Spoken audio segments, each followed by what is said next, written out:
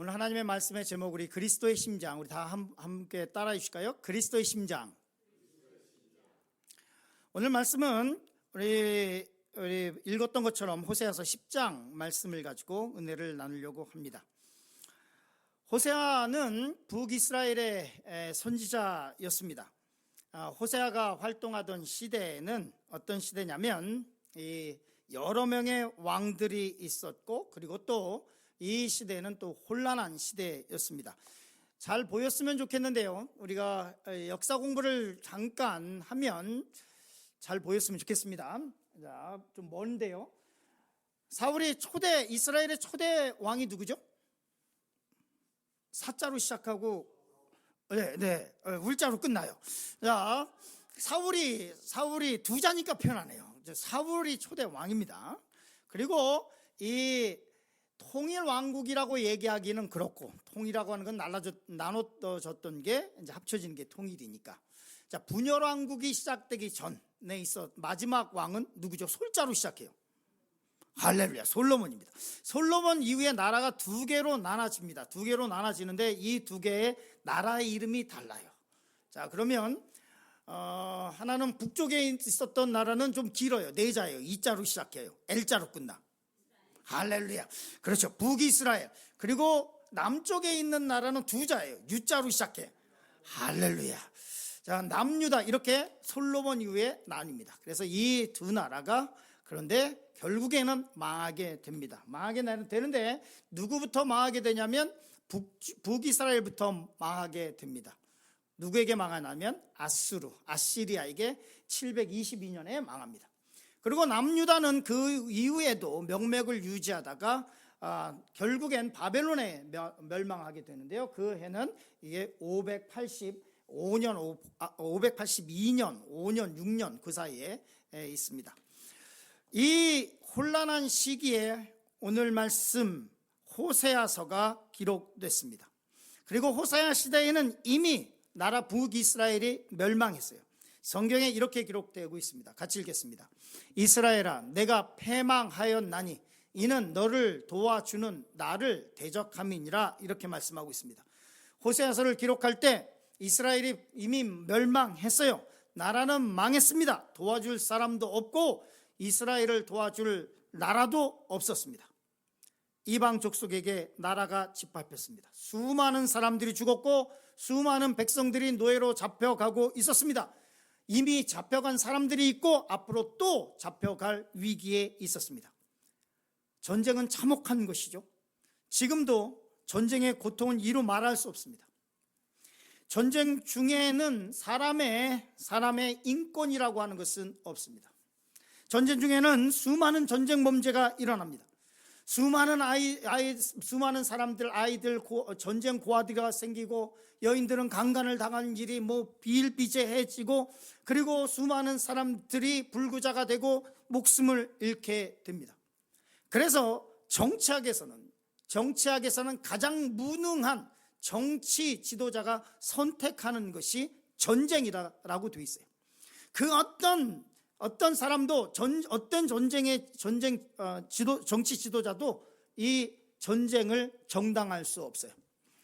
우리나라 역사에 있어서 가장 위대한 정치가 그게 뭐냐면 서희예요. 서희.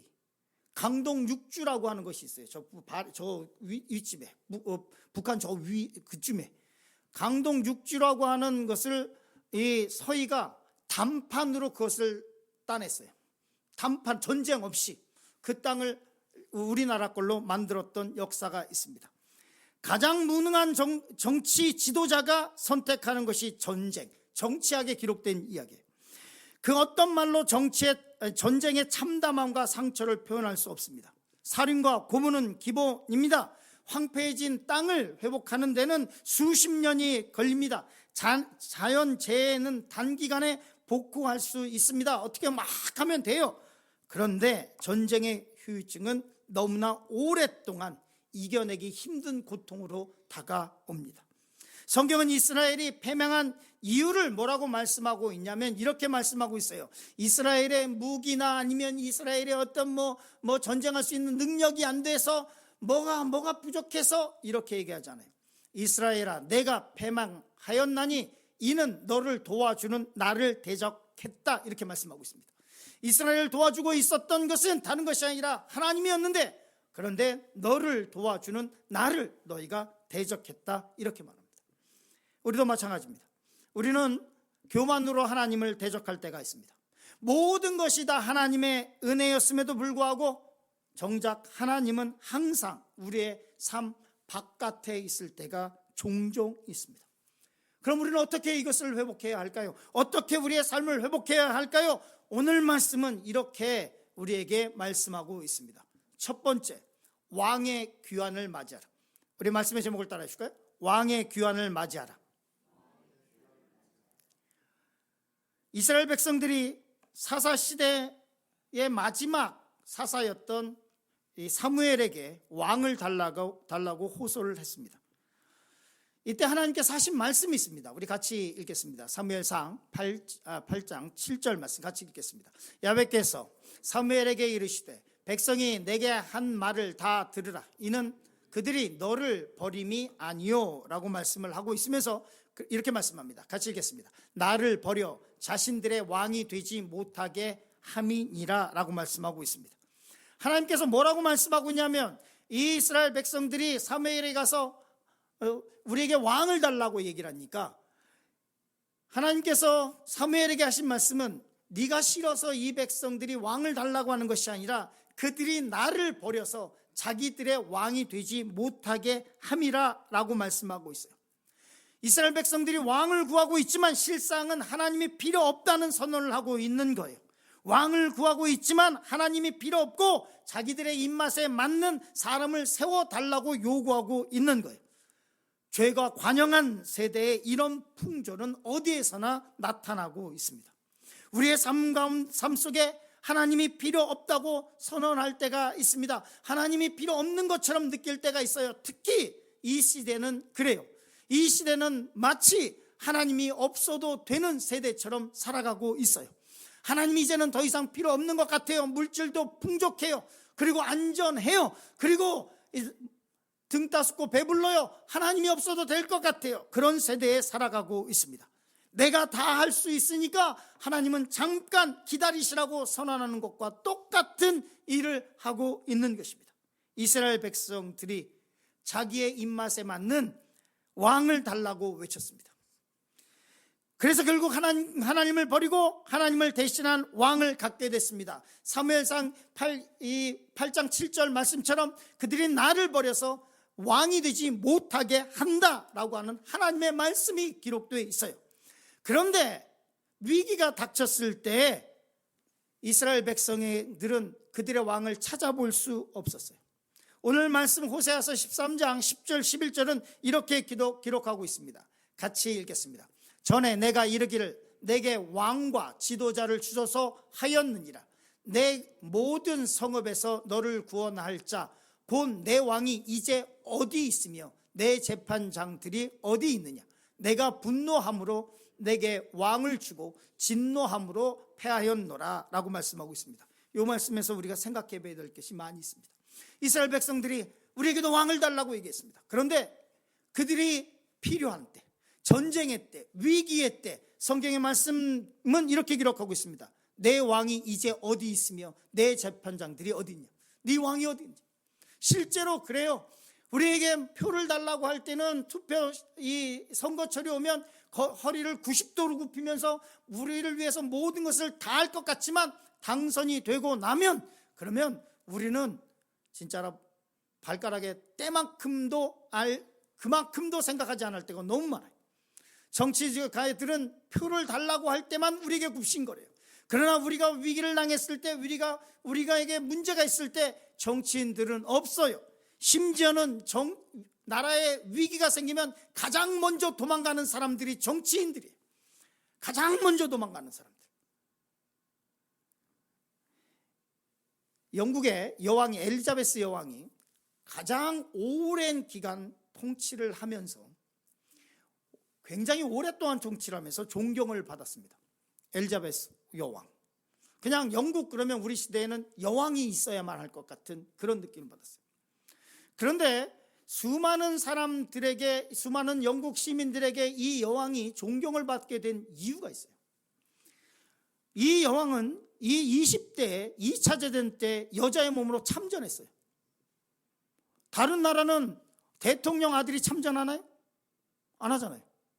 정치인들 다 도망가고 어디가 있고, 애들은 다 어디 앉아는 미국 가가지고, 미국 땅에 와가지고 유학하고 있고, 스포츠카 몰고 다니고 있고. 그런데 영국 여왕이었던 그 엘리자베스 여왕은 2차 대전에 간호병으로 참전했어요.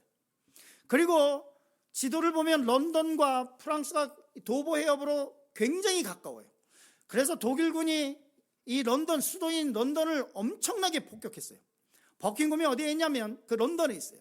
그런데 이 엘리자베스 여왕이 절대로 국궁을 떠나지 않았어요. 대신들이 뭐라 그랬냐면, 지금 위험하니까 저 위에 스코틀랜드 저 위쪽에 끝으로 도망가라. 신의주나 우리나라로 얘기하면 저 북쪽으로 가서 비행기가 못 닿게 하라, 이렇게 얘기를 했어요. 그런데 이 여왕이 런던을 떠나지 않았어요. 그래서 이 여왕은 죽을 때까지 영국 시민들에게 존경을 받았어요. 그런데 오늘 말씀에 보면 이 나라가 망했을 때 이 북이스라엘 왕국의 왕들이 어디가 있는지 보이지 않아요. 아무도 보이지 않아요. 우리에게도 마찬가지예요. 성공했다고 하면 사돈의 팔촌까지 우리를 찾아옵니다. 모든 사람들이 친구가 되고 싶어요. 그런데 우리가 힘들고 어려운 때는 그 많던 사람들이 순식간에 사라져버려요. 하나님은 필요 없고 왕을 달라고 하는 이스라엘 백성에게 하나님께서 오늘 말씀은 또 하나 있어요. 볼게요. 이렇게 기록하고 있습니다. 내 왕이 이제 어디 있느냐, 내 재판장들이 어디 있느냐. 내가 분노함으로 내게 왕을 주고 진노함으로 패하였노라, 이렇게 말씀하고 있어요. 이스라엘 백성들이 왕을 달라고 막 소리를 짓고 있을 때 하나님께서 그 이스라엘 백성에게 왕을 준 것은 뭐라고 말씀하고 있냐면, 내가 분노함으로 줬다, 이렇게 말씀하고 있어요. 가끔 가다 보면 우리가 막 하나님의 뜻이 아님에도 불구하고 우리의 요구대로 되는 경우가 있어요. 실제로 있어요. 그런데 그때 하나님께서 우리의 기도를 들으셨다고 착각하지 마세요. 하나님께서 분노 중에 주셨을 수 있어요. 분노 중에 이스라엘 백성들에게 왕을 그렇게 주셨어요. 이 이스라엘 백성들에게 이 왕을 주었지만 하나님께서는 그들을 보면서 한탄하고 계셨을 거예요. 우리가 해야 될 게 우리의 삶이 망가졌을 때 뭘 해야 될까? 이스라엘 백성들이 이 피폐한 이스라엘 백성들을 그 땅의 삶 가운데 뭐가 필요했을까? 그들에게 필요한 것은 왕이에요. 진정한 왕의 귀환이 필요해요. 우리의 삶 가운데도 왕의 귀환이 필요해요. 우리의 왕이신 하나님, 그 하나님이 우리의 삶 바깥에 있다면 우리의 삶을 다스려주고 우리의 문제를 다스려줄 그 왕의 귀환이 우리에게 필요해요. 영적인 침체에 빠지고 아무것도 할 수 없을 때, 무력감에 쌓여 있을 때, 삶에 어떤 변화도 없고 의욕도 없고 더 이상 미래가 보이지 않을 때 우리에게 필요한 것이 있어요. 삶의 변화가 필요할 때 우리에게 필요한 것이 있어요. 그것은 우리의 삶의 주인이신 왕이 귀환하셔야 돼요. 왕 중의 왕이신 하나님이 우리의 삶의 구주로 모셔야 돼요. 우리의 면류관을 그 하나님 앞에 벗어드리고 찬양과 영광을 그분께 드리며 그 발 앞에 경배하며 기뻐할 때 우리의 삶이 회복될 줄로 믿습니다. 우리의 복잡했던 문제를 우리의 그 왕이 오셔서 다스릴 때 문제가 해결되는 거예요. 두 번째 말씀을 나누려고 합니다. 우리 말씀의 제목을 따르실까요? 공의를 심고 인애를 거두라. 호세아서 10장 12절 말씀, 이렇게 말씀하고 있습니다. 우리 같이 읽었으면 좋겠습니다. 너희가 자기를 위하여 공의를 심고 인애를 거두라. 이 말씀을 잘 봐야 됩니다. 아시리아 군대가 와서 북이스라엘을 멸망시켰어요. 그리고 이스라엘 백성들은 지금 정치적으로 어마어마한 탄압 속에 있었어요. 그들의 삶은 완전히 망가졌어요. 그럼 그들에게 당장 필요한 것이 뭘까요? 강한 군대예요. 강한 군사력이에요. 당장 필요한 것은 무기예요. 아시리아 군대를 물리칠 수 있는 강력한 눈에 보이는 물리적인 힘이에요. 그런데 하나님께서는 이 물리적인 힘에 대해서 말씀하고 있잖아요. 우리의 삶을 비교해서 말한다면 지금 우리에게 사업장에 어려움을 당하게 됐는데 곧 망할 것 같은데 우리에게 당장 필요한 것은 지금 돈인데 우리에게 당장 필요한 것은 도와줄 사람인데 편법을 쓰던 사채를 끌어들이던 당장 눈앞에 있는 급한 불을 꺼야만 하는데 그 외에는 다른 방법이 없을 것 같은데 그런데 하나님은 다른 말씀하고 있단 말이에요. 이스라엘 백성들에게 필요한 것은 지금 강력한 군대일 것 같은데 무기일 것 같은데 또 다른 왕일 것 같은데 그런데 하나님께서는 다른 말씀하세요. 그렇게 너에게 필요한 것은 지금 무기도 아니고 너에게 필요한 것은 군대도 아니고 너에게 필요한 것은 다른 것이 있다 라고 말씀하고 있어요. 그게 뭐냐면 너희가 자기를 위하여 공의를 심고 인애를 거두라고 말씀하고 있어요. 이스라엘의 문제는 외부적인 것이 아니에요. 잠깐 어디서 군대를 급조해서 급한 불을 끄고 전쟁을 했다고 칩시다. 그러면 문제가 해결될까요? 아니요. 좀 있으면 또 다른 군대가 찾아올 것이고 또 다른 문제가 생길 거예요. 지금 당장 급해서 여기저기서 급전을 끌어다가 지금 빵꾸날 것을 메꿨다고 칩시다. 그러면 그것이 영원할까요? 아니에요. 근본적인 문제가 해결된 것이 아니에요. 더 큰 문제가 다가올 수 있어요. 내적인 문제가 해결되지 않으면 어떤 것도 해결되지 않아요. 이스라엘 백성들에게 근본적인 문제는 하나님께서 이렇게 말씀하고 있어요. 너희가 너희를 위하여 공의를 심고 인애를 거두라고 말씀하고 있어요. 죄로 인해서 골마 터지고 있는데 영혼이 피폐해져서 하나님을 부를 힘조차 없는데 잠시 위기가 지났다고 해서 문제가 해결된 것은 아니에요. 오늘 말씀에 주의 깊게 봐야 할 것이 있어요. 이렇게 말씀하고 있습니다. 하나님께서 이렇게 말씀하고 있어요. 너희가 자기를 위하여 공의를 심고 인애를 거두라. 하나님을 위해서 공의를 심으라고 말씀하고 있잖아요. 하나님을 위해서 인애를 거두라고 말씀하고 있잖아요. 너희 자신을 위해서 공의를 심고 인애를 거두라고 말씀하고 있어요. 이것이 문제를 해결할 수 있는 길이라고 말씀하고 있어요. 내 삶이 왜 이렇게 망가졌나? 내 인생이 왜 이렇게 망가졌나? 나라의 문제로 보면 우리나라가 왜 이렇게 됐나? 공의가 무너지고 정의가 무너졌기 때문에 그래요. 교회가 왜 이렇게 무너졌나? 하나님께서 말씀하시는 공의가 무너지고 인애가 무너졌기 때문에 그래요. 한국 교회는 밤만 되면 어디서나 십자가를 볼 수 있어요. 기록의 조사에 의하면 3-4명 건너 1명은 교회 집사라고 그래요. 우리나라 대단하죠. 우리나라 기독교가 들어온 지 얼마 안 됐는데 지나가는 사람 3-4명 툭 치면 성인 중에서 지나가는 길에서 지나가는 한 3-4명 중에서 1명 툭 치면 집사님이에요.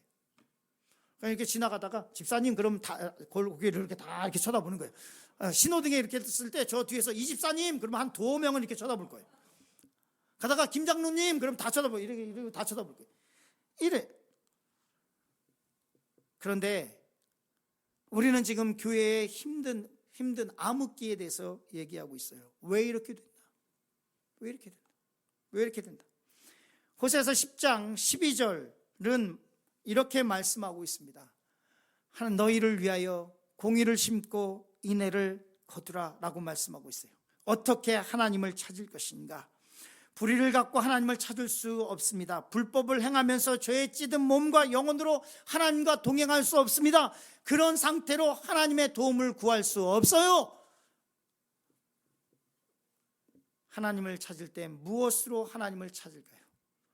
너희가 너희를 위하여 공의를 심고 인애를 거두라. 하나님 앞에 바로 서기 위해서 발버둥 치고 모든 불법과 편법을 버리고 거짓을 버리고 하나님 앞에 서야만 하는 것입니다. 하나님을 위해서가 아니라고 성경은 말씀하고 있어요. 성경은 너희를 위하여 공의를 심고 그리고 인애를 거두라. 영어 성경은 뭐라고 되어 있냐면 이 인애를 unfailing love이라고 되어 있어요. 우리가 살기 위해서 우리가 거둬들여야 하는 것은 뭐냐면 하나님의 unfailing love예요. 우리에게 필요한 것은 하나님의 unfailing love예요. 그의 인애가 우리에게 필요해요. 이것을 거두기 위해서는 우리를 위해서 하나님의 뜻대로 살아가는 연습을 해야 돼요. 아무도 지키지 않는다고 해서 나도 그래도 돼 라고 하는 것은 없습니다. 때가 잔뜩 묻은 어설픈 융통성, 불법인지 편법인지 구분 안 가는 어정쩡한 삶보다는 융통성이 없는 꽉 막힌 그리스도인이 되시길 간절히 축원합니다. 꽉 막힌 기도 그리스도인, 바늘로 찔러도 피 한 방울 나올 것 같지 않은 그러한 하나님의 뜻에서는, 하나님의 말씀에 대해서는 바로 서 있는 사람이 우리에게는 필요해요. 그런 원칙론자가 필요해요. 이것도 헬렐레, 저것도 헬렐레, 이것도 예스, 저것도 예스가 아니라, 세상에 대해서 예스하는 예스맨이 아니라 하나님 앞에서 바로 서 있는 사람, 그 사람에게 하나님께서는 unfailing love를 허락하신다고 말씀하고 있어요. 한두 번 하고 실망하지 말고, 낙심하지 말고, 인내와 기도로 하나님의 뜻을 구하고 하나님의 사랑을 구하는 그런 삶을 살아가시길 간절히 축원합니다. 세 번째로 말씀을 나누려고 하는 것은 새로운 씨앗을 심으라는 말씀을 가지고 은혜를 나누려고 합니다. 우리 말씀의 제목을 따르실까요? 새로운 씨앗을 심으라. 이스라엘 백성들이 가나안 땅에 들어가서 풍요를 누리기 시작했습니다. 풍요를 누리면 누릴수록 하나님에 대한 감사가 늘어나야겠죠. 우리의 삶이 나아지면 나아질수록 우리의 감사는 더욱더 풍성해져야 되겠죠. 그런데 그렇지 않습니다. 실제로 그렇지 않아요. 이스라엘 백성도 그랬어요. 가나안 땅에 들어가서 풍요를 누리면 누릴수록 더 많은 찬양과 더 많은 감사가 있어야 되는데 그렇지 않았어요. 이 이스라엘 백성들은 그들의 물질의 풍요를 우상 숭배와 타락과 바꿔 먹었어요. 같이 읽겠습니다. 우리 말씀 읽게요. 이스라엘은 열매 맺는 풍성한 포도나무라. 그 열매가 많을수록 제단을 많게 하며 그 땅이 번영할수록 주상을 아름답게 하도다. 이 제단이 하나님의 제단이면 얼마나 좋겠어요. 하나님을 향한 제단이었으면 얼마나 좋겠어요. 이스라엘 백성들이 가나안 땅에서 풍요를 누리며 그 열매가 많을수록 제단을 많이 지었어요. 그 제단은 하나님을 위한 제단이 아니에요. 우상을 위해서 지은 제단들이에요. 땅이 번영할수록 주상은, 아이돌은 더 많아졌어요. 번영을 누리면 누릴수록 하나님으로부터 더욱더 멀리 떨어져 갔어요. 풍요를 누리면 누릴수록 이 이스라엘 백성들이 섬겼던 주상, 아이돌은 더욱더 화려해졌어요. 이것이 우리들의 모습입니다.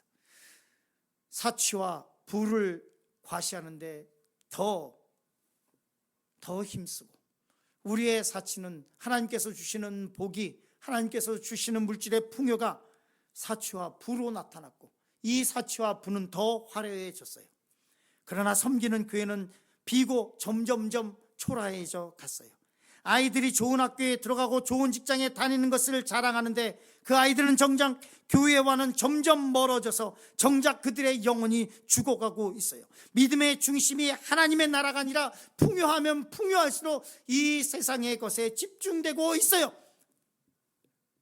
이스라엘 백성들에게 하나님은 더 이상 왕이 아니었어요. 조상들의 하나님, 1년에 한 3번쯤 제사 지내면 되는 그런 분, 세상을 즐기며 사는 것이 너무 행복하고 좋았어요. 그들의 풍요가 하나님께로부터 온 것이 아니라 자기들이 잘해서 그런 것이라고 생각을 했어요.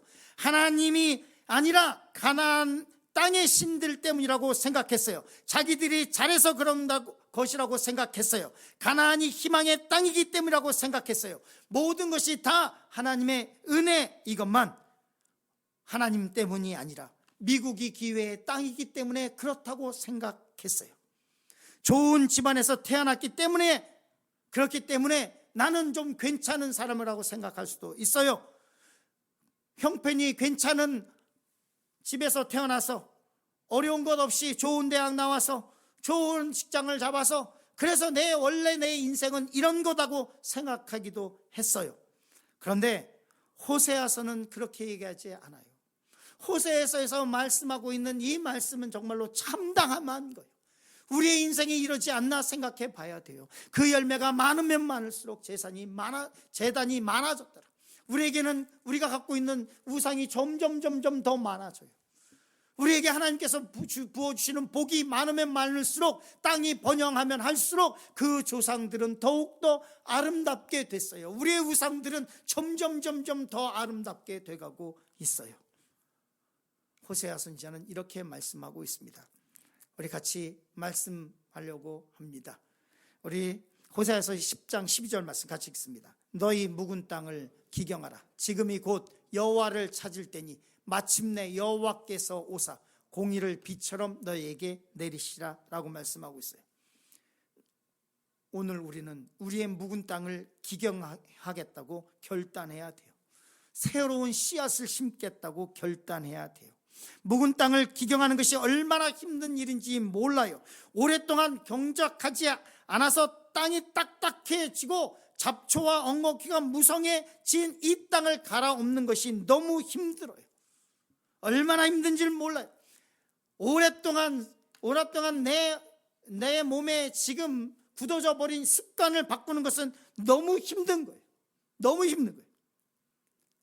제가 우리 집사님 중에 한 분 때문에 저도 따라하는 게 있어요. 유튜브에 AI 알고리즘이라고 하는 게 한번 틱 하고 나면 계속해서 어느 순간인가 다른 데 가가지고 제가 여기 입을 벌리고 헬렐레 이러고 있더라고요. 제 아내가 옆에서 뭐라 해도 헬렐레 이러고 보고 있고, 옆에 와가지고 뭘 보고 있는 거야? 이래야 정신을 차릴 정도로. 근데 우리 교회 우리가 잘 아는 양 모모모 집사님이라고 하신 분이 있어요. 우리 성도가 너무 많아가지고 잘 모르시겠지만, 어떤 집사님이 새로운 마음으로 유튜브를 끊겠다고 결단을 하셨는데요. 제가 그 말씀을 듣고 이 남 목사가 지금 뭐 하는 건가? 이런 생각이 훅 들어요. 아멘을 아무도 안 하시는군요. 장로님도 안 하시고 다.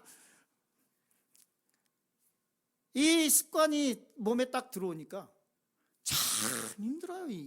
이게 내 안에 들어와 있는, 이미 딱딱하게 굳어져 있는 것, 이미 내 안에 내 마음에 지금 자라고 있는 무성한 잡초와 엉겅퀴를 뽑아내는 거 쉬운 게 아니에요. 참 희한한 게 뭔지 아세요? 아무리 좋은 땅도 그 땅을 사람이 기경하지 않으면 그 많은 돌이 어디서 굴러왔는지 금방 자갈밭이 돼요. 우리의 마음하고 똑같습니다. 잠시만 기경하지 않으면 어디서 그렇게 굴러왔는지 모르지만 돌멩이가 생기고 잡채가 생겨서 이 밭이 내가 진짜 그렇게 하나님을 열심히 섬겼던 사람인가? 내가 정말로 예전에 그렇게 열심을 가지고 있었던 사람인가? 찾아볼 수 없게 돼요. 우리의 마음은 밭으로 말하면 강팍해져 있고 완악해져 있어요. 하나님의 말씀이 선포되어도 아멘으로 받아들이지 않아요. 사랑의 희생보다는 내 이익이 먼저 앞서고 있어요.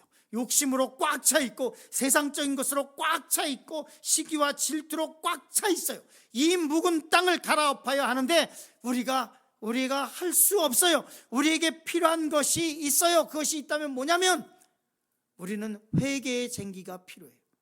말씀의 쟁기가 필요해요. 기도의 쟁기가 필요해요.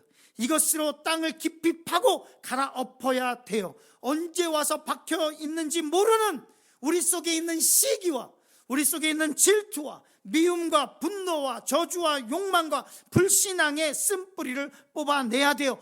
성경은 이렇게 말씀하고 있습니다. 너희가 묵은 땅을 기경하면, 그러면 하나님께서 가만히 계시겠다고 말씀하잖아요. 너희 묵은 땅을, 호세아서 10장 12절, 너희 묵은 땅을 기경하라. 지금이 곧 여호와를 찾을 때니 마침내 여호와께서 오사 공의를 비처럼 너희에게 내리시라. 우리가 묵은 땅을 기경하려 하면 하나님께서는 가만히 놀고 계시는 것이 아니라 하나님께서는 공의를 비처럼 너희에게 내리시라. 하나님께서 은혜의 비를 내려주시겠다고 말씀하고 있어요. 우리의 작은 몸짓에 하나님 반응하고 우리의 작은 회개에 하나님께서 반응하시며 우리가 눈물을 펑펑펑펑 흘리며 회개하고 우리의 삶을 되돌이킬 수 있는 은혜를 부어주시겠다고 말씀하고 있어요. 우리가 묵은 땅을 갈아엎으려고 발버둥 치면 하나님께서 찾아오시겠다고 말씀하고 있어요.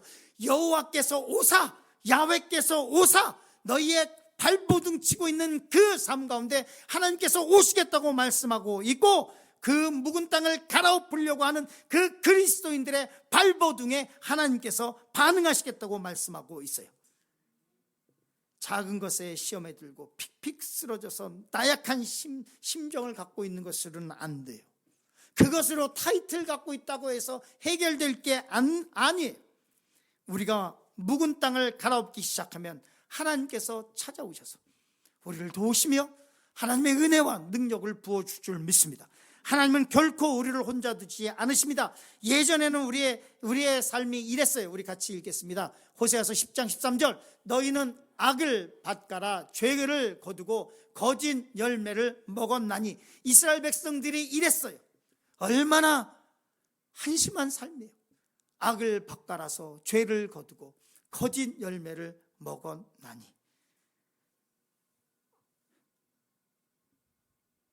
우리가 악을 갈고 우리 악을 갈아 죄를 거두고 거짓의 열매를 먹으며 살고 있지 않습니까?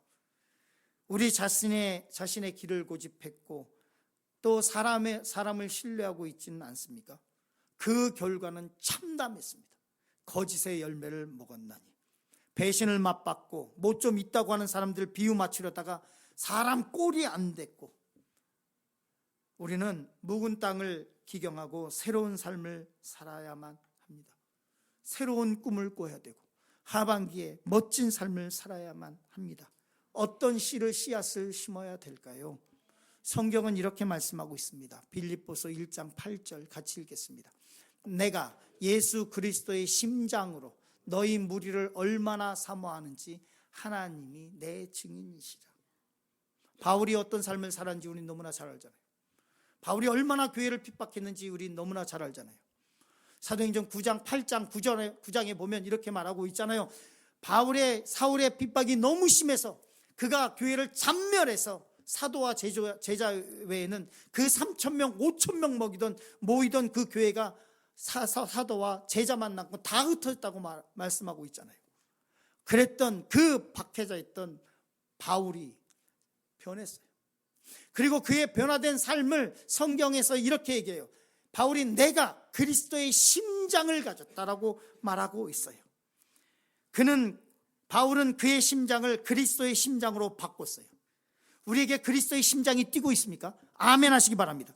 내 몸에 그리스도의 심장이 뛰어야 됩니다. 하나님의 나라를 위한 거룩한 심장의 박동소리가 쾅쾅쾅 들려야 돼요.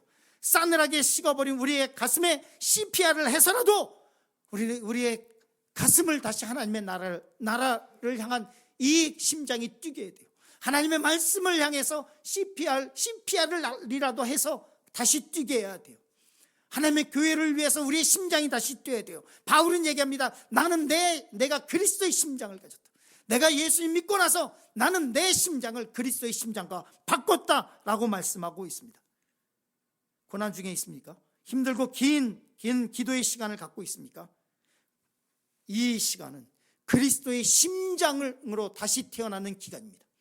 이 기간 동안에 푹푹 썩으며 기도하며 아버지 하나님 나에게 그리스도의 심장을 주셔서 내가 그동안에 다른 것으로 인해서 분주했고 다른 것으로 인해서 다른 것 하다가 내가 실패를 맛봤습니다.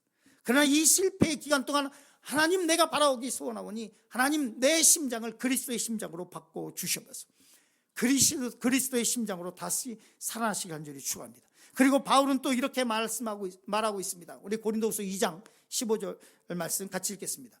우리는 구원받는 자들에게나 망하는 자들에게나 하나님 앞에서 그리스도의 향기니 이렇게 말씀하고 있습니다. 그리스도의 향기. 영어로 뭐라고 말하고 있냐면 Aroma of Christ. 우리 옆에 있는 사람에게 인사할까요? 당신은 그리스도의 향기입니다. 아니, 한국말이니까 좀 별로인 것 같은데 You are the aroma of Christ. 한번 해볼까요? 아로마. 한국에서는 이걸 화장품 이름으로 썼더라고요. 아로마. 화장품, 향기. 헬라어의 향기. 그리스도의 향기. 아로마. 아로마 오브 크라이스트. 이렇게 얘기하고 있습니다. 너희는 이렇게 얘기해요. 우리는 그리스도의 향기니. 얼마나 멋진 말이에요. 그리스도의 향기. 아로마 오브 크라이스트. 그리스도인에게는 그리스도의 향기가 나야 돼요. 돈 냄새만 풍기고 있으면 뜯어먹으려고 하는 사람들만 모입니다. 그리스도인은 그리스도의 향기가 나타나야 돼요. 옛사람을 버리고 옛날의 묵은 땅을 기경하고 그리스도의 심장을 가지고 그리스도의 향기를 풍기는 삶을 살아가시길 간절히 축원합니다. 여러분에게 그리스도의 심장이 뛰고 있습니까? 아멘 하시기 바랍니다. 여러분의 삶 가운데 그리스도의 향기가 나타나고 있습니까? 아멘 하시기 바랍니다. 그리스도의 심장을 가지고 사랑하고 공의를 행하고 악이 관영하고 사랑이 말라버린 세상에서 그리스도의 향기가 되어주시길 간절히 축원합니다. 오늘 말씀을 마치려고 합니다. 오늘 말씀은 우리에게 많은 것을 말씀하고 있습니다. 성경은 다 망한 이스라엘 백성들에게 그들의 문제는 군사적인 문제가 아니고 무기의 문제가 아니라고 말씀하고 있습니다. 그들에게 있어서는 왕이 없었고 사람의 왕이 아니라 하나님 왕이 되신 하나님이 없었고 그들의 삶의 왕은 그들이었고 그들의 삶의 왕은 이방 족속의 왕이었고 그들의 삶의 왕은 우상이었고 그렇게 살아가고 있는 이스라엘 백성들에게 하신 말씀이며 또한 우리에게 주시는 말씀입니다. 오늘 말씀의 제목은 그리스도의 심장입니다. 여러분은 어떻게 살아가고 있습니까? 어떻게 우리는 그리스도의 심장을 가지고 살아갈 수 있을까요? 첫 번째로 왕의 귀환을 맞이하시기 바랍니다. 우리의 왕은 하나님이십니다. 우리의 왕, 우리가 우리의 삶의 왕이 절대로 될 수 없습니다. 두 번째, 우리가 살기 위해서, 아멘, 스페인 감사합니다. 우리가 살기 위해서 공의를 심고 인애를 거두시길 간절히 축원합니다. 세 번째로 묵은 땅을 기경하고 새로운 씨앗을 심으시기 바랍니다. 특별히 그리스도의 심장, 그리스도의 향기의 씨앗을 심으시길 간절히 축원합니다.